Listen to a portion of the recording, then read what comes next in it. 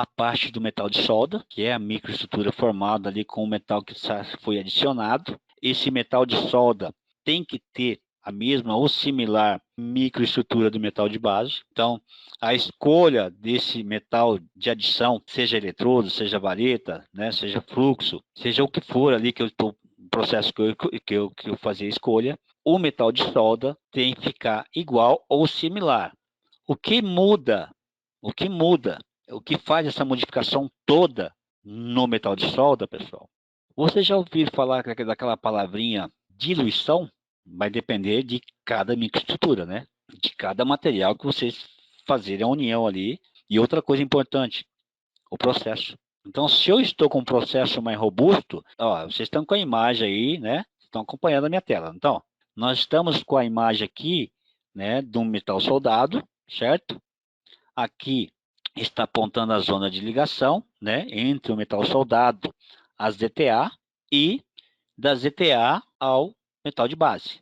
Então, pessoal, quando nós utilizamos, nós fazemos a escolha, e também, lógico, vai depender também do metal de base, né, desse carinha aqui, certo?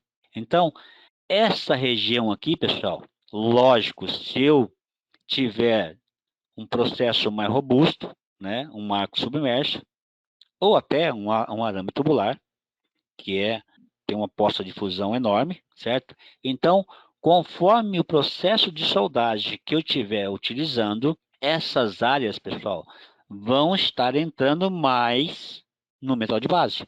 Então, se eu estiver com um processo de arco submerso ou um processo de arame tubular, a ZAT, zona afetada termicamente ou zona termicamente afetada, ela pode estar avançando mais, sendo mais estreita ou mais larga, dependendo do processo.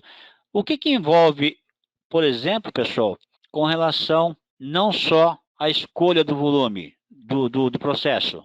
Se eu faço a escolha, a energia é maior, não é? A energia é maior. Então, não é porque eu vou lá e faço, eu vou lá na amperagem e aumento a amperagem. Então, já que o volume de solda é maior, então significa que a escolha do processo, se eu escolher arco submerso, né, eu vou estar escolhendo aí de 400 amperes a 1.500 amperes. As literaturas, né, que nós acompanhamos aí, normalmente nós estamos falando aí de amperagem de 400, a máquina vai de 400 a 1.500 amperes. Então, eu vou ter um volume, né, gigante de energia de soldagem aqui envolvido, certo? Ao fazer a união dos metais de base, certo?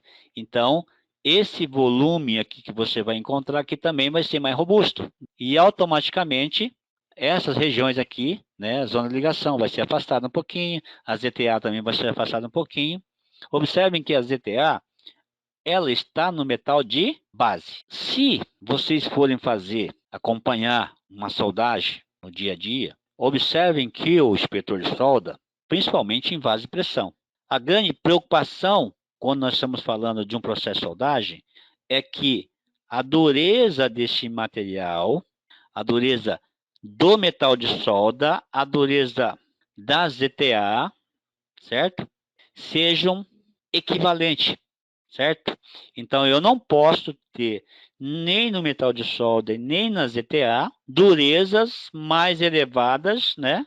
Vamos dar o exemplo que aqui seja 240 HB, que é Hard Brenner, né?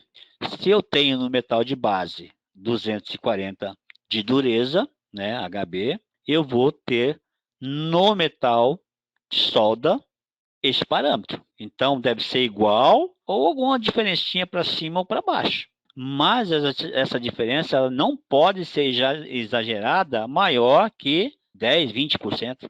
Se algo fugiu disso, eu imagino que essa dureza aqui seja maior. E isso pode também estar prejudicando, né, o equipamento, certo? Se eu encontrar algo assim num corpo de um vaso, significa que isso estou falando após a soldagem, né? Lembrando bem o seguinte, vamos voltar um pouquinho. Quando eu estou fabricando vasos de pressão, dependendo da classe dos vasos de pressão, eles ainda seguem as receitas normais, né? Os procedimentos normais de soldagem, pré, interpasse, controle de interpasse e pós-aquecimento. Porém, acabou, fiz o vaso, fabriquei o vaso, vou fazer a inspeção. O inspetor de solda vai lá, corre solda por solda para verificar justamente a dureza encontrada, após todos os ensaios.